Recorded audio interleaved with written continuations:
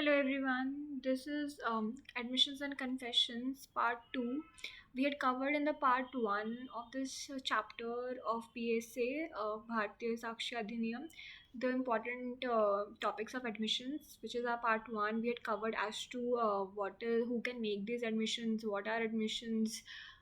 We had covered also about the relevancy of admissions as a concept.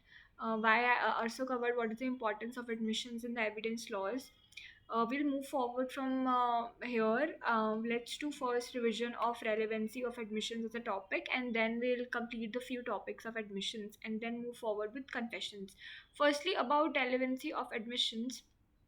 The major pointers we have discussed is proof against person making them admissible as best evidence against maker's interest. What it states is that if any statement is going against the interest of the maker himself, maker's interest, because it's similar to, it's same as what we had discussed. We had also discussed the same concept in the last video where I had told you about unfavorable statements. Unfavorable statements are the best evidence. Why? Because we have also covered why it is the best evidence, because why would anyone make a unfavorable statement against himself? Okay, let's give you an example of how it works. If you see A and B, they are so there was a contract between them for the sale of goods. So this dispute lies over the fact that B sues A for the payment of goods. A had bought goods from B as there was a contract was formed, but A has refused to pay the money. What money? And A states in the court that I have paid. A says I have paid, but B says he has not paid. But what B brings in the evidence, B brings to the court an evidence in which B brings a email of A, which states that, in which A is stating that I apologize for delay in payment. This is just an example to show you that in his email, it is in the form of electronic admission here. Electronic admission, why? Because email is a kind of electronic media. We'll cover it also again, that how electronic evidences admissions, what is the evidentiary value. But here if you see why I'm saying it is an admission, because A in his own mail, A has sent the mail and it states that in which A is saying this can be deemed as a substantive proof in the eyes of the law. Substantive proof means the proof which can stand on its own, an important piece of element, the major element which can stand on its own, and it's providing a major information to the court. This is the major this is one of uh, uh, the importance of admissions. In this case, it will be held uh, as an admission in this particular case, as I told you, because here this email is proving to be against the interest of A. First ingredient is getting fulfilled, and then this the validity and the reliability of this whole evidence will also be checked in the court of law. Let's move forward with our second point about the oral admissions about document contents relevant when secondary evidence allowed.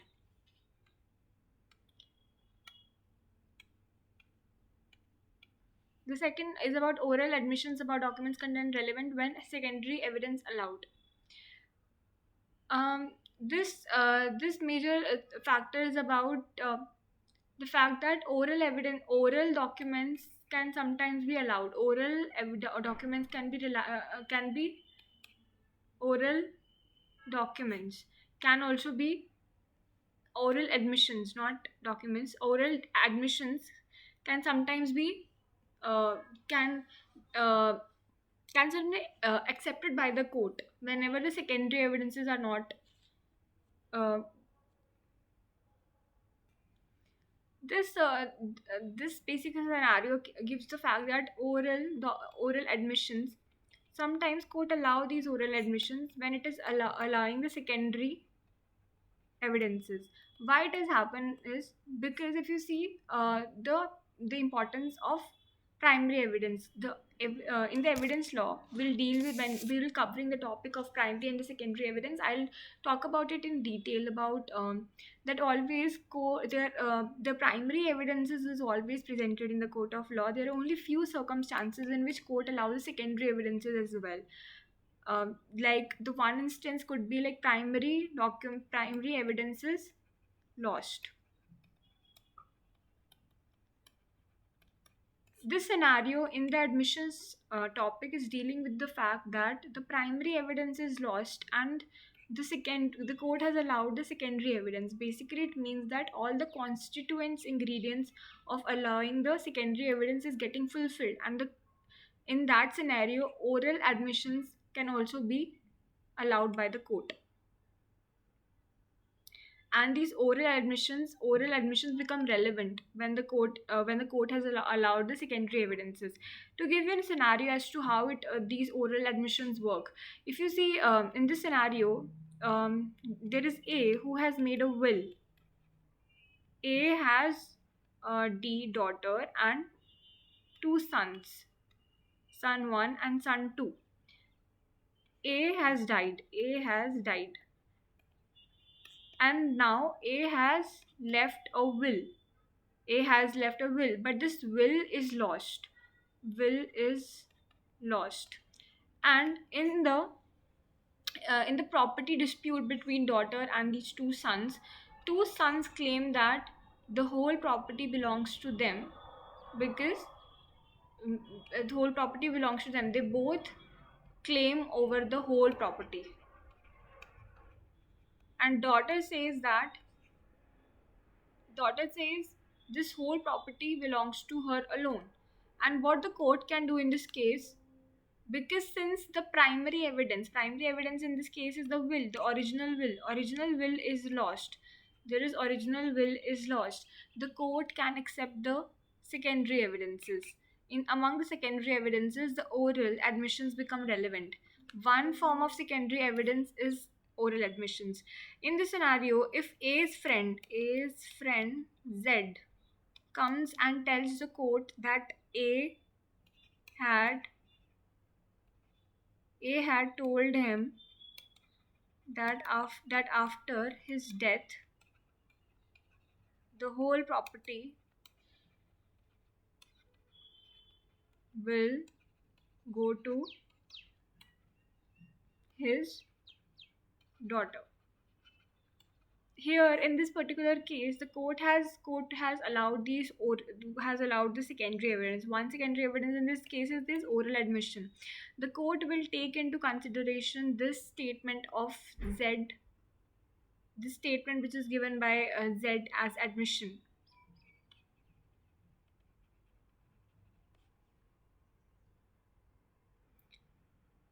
In this scenario, you just need to make sure this fact that in this particular case, as I have told, as we have dealt with this, the oral admissions become relevant only when the court has allowed the secondary evidences.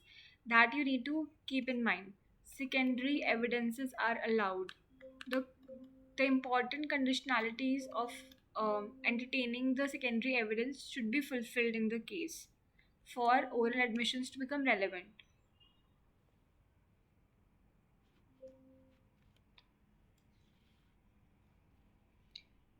Oh, all right. Let's move on to the next topic. This was section 20 of PSA. Let's move on to the oral admission about electronic records. Follow same principles. Let's move on to now our topic about admissions in electronic records. This is an important question. Similar rules apply to electronic records as to physical documents. In the eyes of law, the electronic records are treated as equivalent to the physical records. The same treatment as we have dealt with how the physical records is to be given will be given to the electronic records as well. What constitutes the electronic records, such as email, digital files? These are the major important electronic records. Oral admissions as to the contents of an electronic record are not relevant unless the genuineness of the electronic record is in question.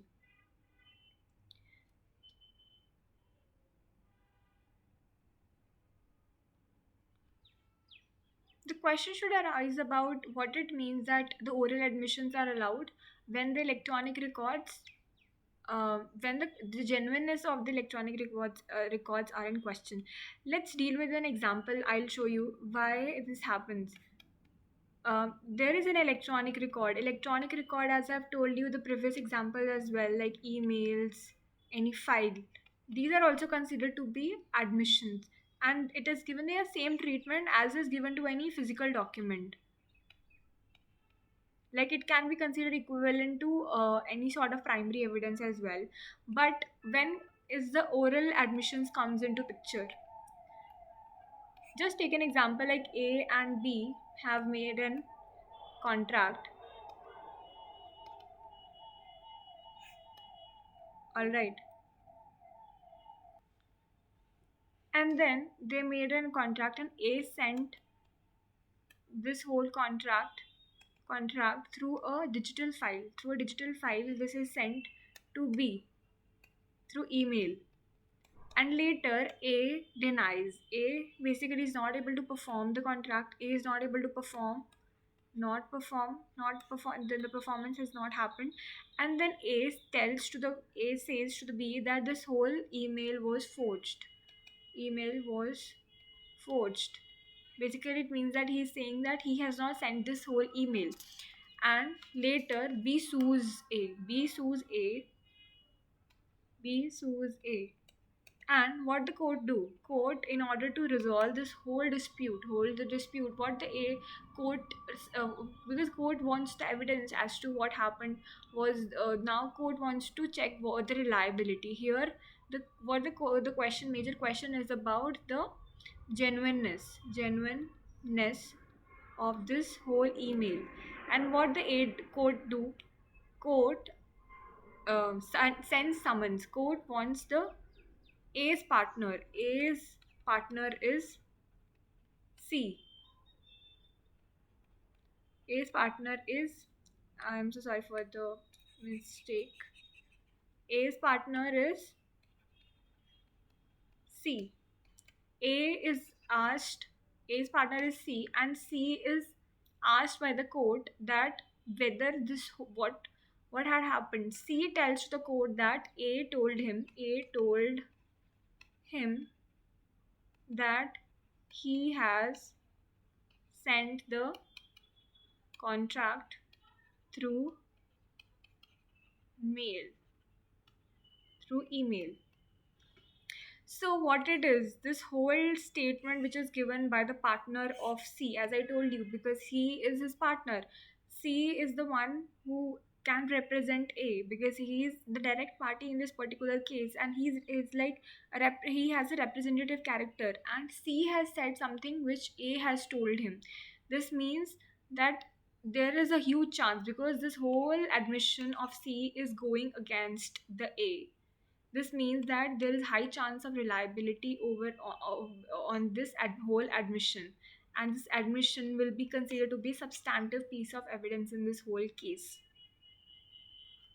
That is whole story. This is how the oral evidences works when it comes to electronic form. Here, the email was in question whether there is a genuineness or not, and why the whole oral evidence was allowed in this case, because electronic record was in itself in a question. Otherwise, what happens is, if the electronic record is not in question, then the oral admission is not allowed. Always the court give importance to primary evidences. If any document is an electronic record, then the court will give it primacy over any oral admission. Let's move on to the next part. This is done. Now the next part is about the without prejudice admissions.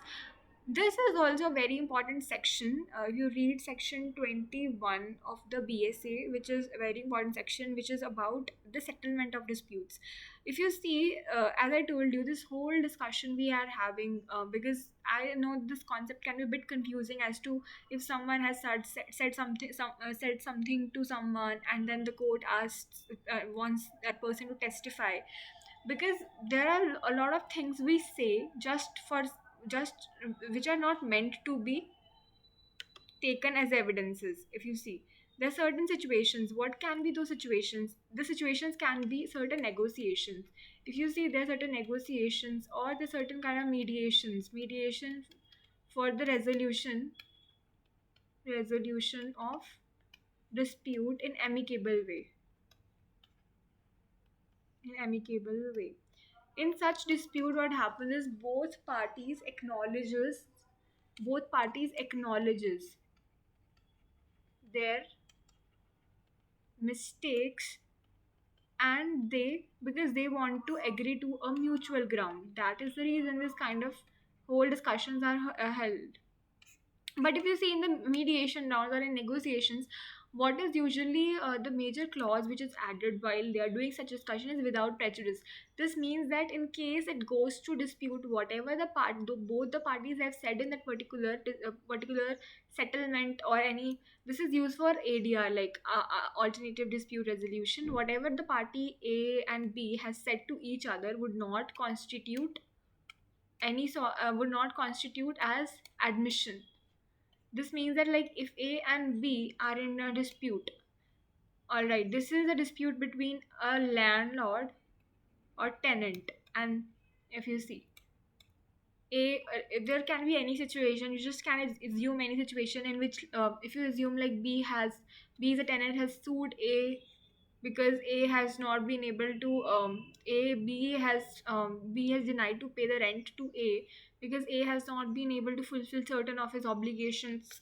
And um and in this whole whole settlement which they are having, if just example, if A admits that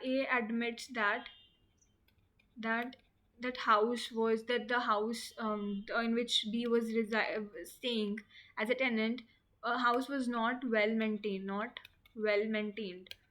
This is just an example to give you as to what can be these situations. If this admission is made, if this whole dispute goes to court, B cannot say that A himself has said. This will never be considered to be an admission if this goes into a settlement, because usually parties make it clear before they go into such settlements, because it is a settlement, a civil case. Trying to settle a civil case, its statements and admission made without prejudice. Without prejudice means that is expressly made in the course of negotiation. Those anything which they are saying in the course of negotiation not to be used as evidences. They are protected even if damaging. If you see, any sort of business negotiation is made before any project is launched, a lot of negotiation take place.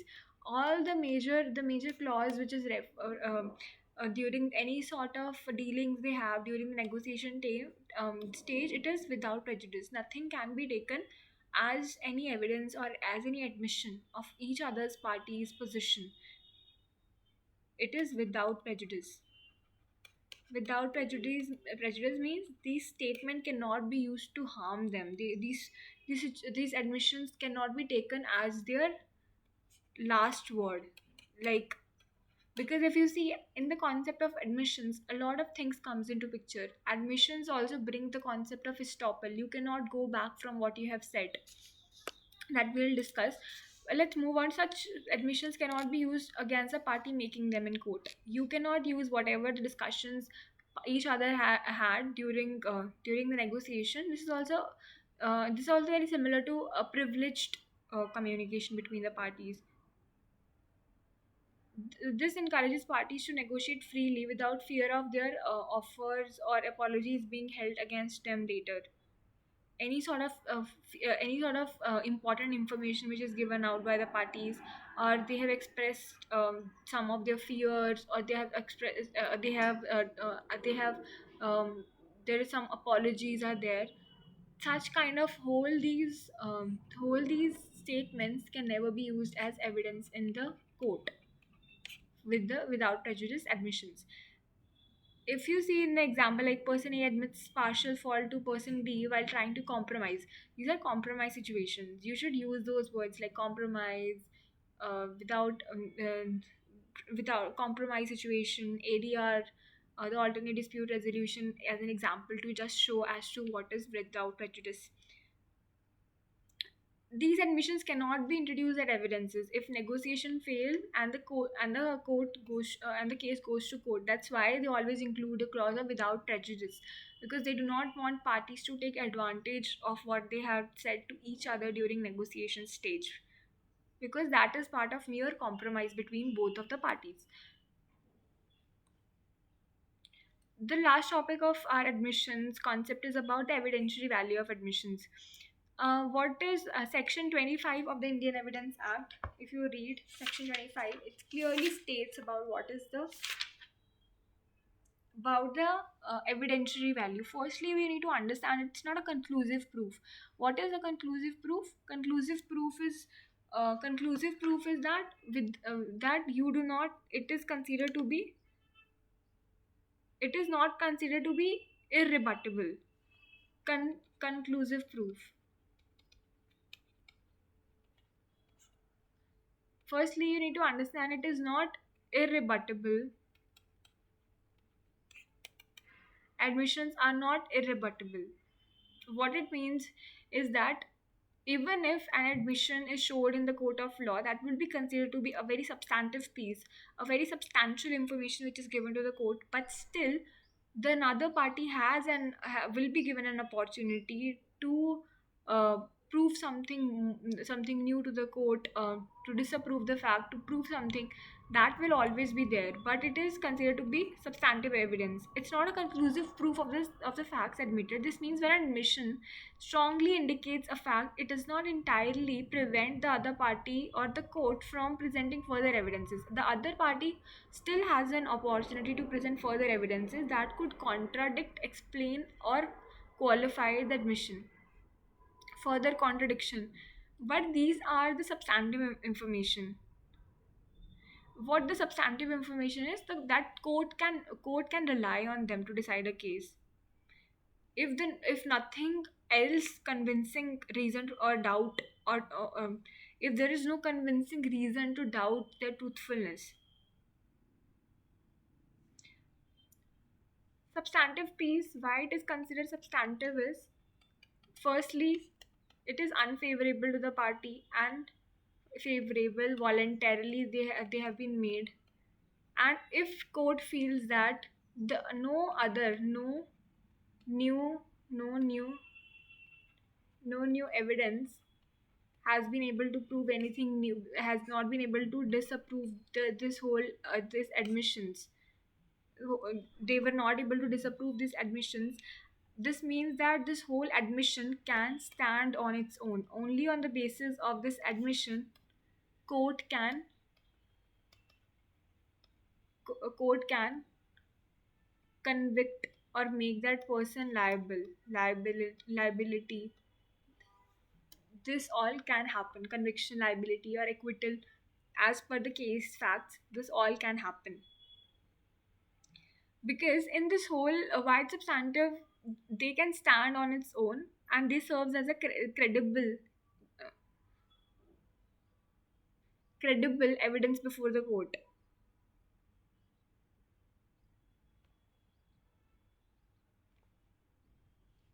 This means that this whole admissions are considered to be very important, because it's the duty of the court to end the whole litigation, the whole process in which this whole case is going on, to end.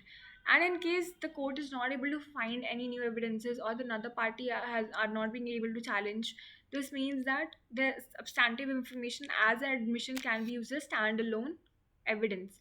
But you need to understand this is not a conclusive proof. Conclusive proof in the sense, the further court, another party has an opportunity to rectify it, rebut it, present new evidences. Another party will have the opportunity to do it. That is an important point. Then the major factor is about The court may choose to accept the admission as sufficient in the absence of strong contradictory proof, but it is not bound to do so. The court, the important factor is that the court may choose. That is based upon the discretion of the court. It's about the judicial prudence, how the court is deciding a particular case. These admissions can be used as a sufficient proof. The sufficient proof in case there is no contradictory evidences or any proof is available, but the court is not bound to decide only on the basis of admissions. If the court feels that the complexity of the case is such that the admissions have not been are not reliable or cannot be used as a sole ground on which this whole case can be decided, then it's up to the court to use its discretionary power as well. Example of this whole situation is if a defendant admits owning money to the plaintiff in an email, it is a strong evidence, but the defendant may later prove the money was already paid or was not owed for some legal reason. Why this whole important this whole provision is given? Because if you see, even in terms of admissions, usually what can happen is, like, if as I've given you the example of email, like if email of A and B, there can be chances that this email has been sent by mistake. This whole admission is an important substantive evidence because it is going against a party. But you cannot use admissions as a sole ground, because there could be other factors as well. Particularly, maybe this has been sent by mistake, or later there can be proof that the payment has been made. Like in the last example I have told you, probably the payment has been made by the time this whole case has come up, and another party is using particularly that email as an admission to again make this person liable. There can be circumstances on this factor as well, and the court needs to take into consideration all of these factors before deciding any case, because an innocent man should not be held liable for something that person has not done. And the other person in this case, the one who's against this at whole admission is going, that person should also be given an opportunity to present further evidences to prove that this admission is not a liable.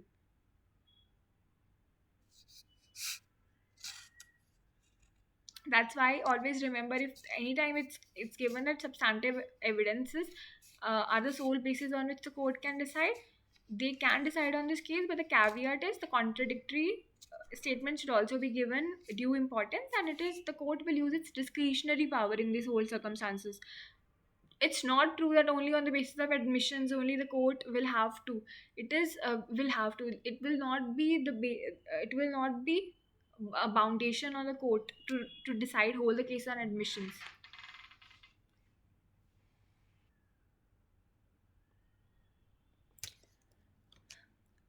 Another important provision in terms of admissions is section 121 of BSA, which states about Estoppel concept. Estoppel concept, admissions can also be treated as Estoppel.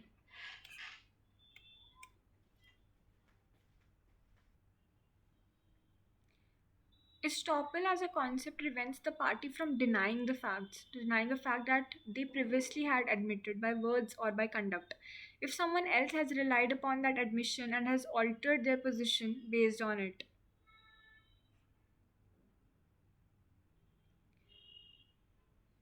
This scenario talks about the fact that if estoppel as you cannot deny what you had said through act, through words, or by conduct, the the estoppel as a principle will apply. To give an example, if there is a landlord and tenant, landlord tells to tenant, gives in writing to tenant that you have paid me rent for Feb. Please deposit payment for March. This was the whole mm, this was a whole email was sent by the landlord to the tenant, and later in the court, a landlord can sue tenant for not payment of rent of March, but landlord cannot sue tenant for the payment of rent for Feb month, because here the law of estoppel will apply. And this is what will be considered to be admission of landlord. The landlord by his own admission have said that the tenant has already paid the rent for Feb month. This means that the rent has already been paid for the month of Feb, and now landlord will not be allowed to claim the rent for the month of Feb. Estoppel prevents a person from denying a fact that they have previously admitted. So now, in such case, admission has a stronger effect. The person who made the admission may be legally barred from contradicting in the court. Now, the person who himself has made the this whole statement, he will be barred from stating something which is very conflicting to what he has already said. As I given you the example of landlord, he had written in writing and has told to a tenant to has paid up the rent of March. In this case, it's March. A landlord cannot later claim rent from Feb. He's stopped from taking a contrary position. You cannot take a contrary position to what you have already said. Practical implication: if you see, admission can be rebutted or explained. The maker can give evidence to show the admission was made by mistake and misunderstanding or under coercion. Judicial discretion applies. Court look at the overall circumstances, including the context, credibility of the admission, before treating it as a sufficient proof. As I given in this example as well, the maker here in this case, the landlord is an admission. Landlord will have to prove in the court that this admission was made by a certain mistake, or there was misunderstanding, or there was certain coercion, or uh, any of the other external factors, or anything which was involved, which makes these admissions inadmissible in the court. But admissions are given a very important place in whole evidence laws. You need to understand the admissions in a very proper way to understand how the what are the evidentiary value of his statements, how it works in the whole proceedings before court. Also, one important factor is about the judicial discretion. The admissions depends upon how the court will interpret the whole fact. It's a duty of the court to ensure that these admissions are reliable, it's taken, and they are the sufficient proof. The discretion of the court will apply. You cannot say if certain admission is made, it will be considered to be substantive evidence while dealing with the whole, but it will never be a conclusive evidence. And the court will apply its discretion will be applied by the court. And court will also take into consideration into account that probably the court will also not be bound by this whole admission. This whole completes the admission as a concept before us. I've tried to explain it as easy as I could. This whole concept of admissions. If you have any query, you were not able to understand any provision, probably I have missed certain example, or you want to share me certain of some interesting any case study or an example which you feel that I should discuss, please give me feedback also as to were you able to understand the whole admissions as a concept. Also, in the next video, we'll be starting with confessions as a topic under evidence laws, PSA, because now we have as PSA, in which we'll discuss about what are the also discuss about what is the difference between admissions as and then confession. One thing you need to understand is that all the confessions are admissions, but all admissions are not confessions. You will understand this, that how confession as a concept is different from admissions. What are the major topics in confession as a concept is very important for criminal law, because confessions involve accused, what the statement is given by accused. In the admission process, we have discussed admissions apply to both civil as well as criminal proceedings. Admissions we have covered in great detail. I think I've been able to give my all while making this whole video. Please do like this video, subscribe this channel, and also comment to me your insights of this video. Thank you so much. Thank you.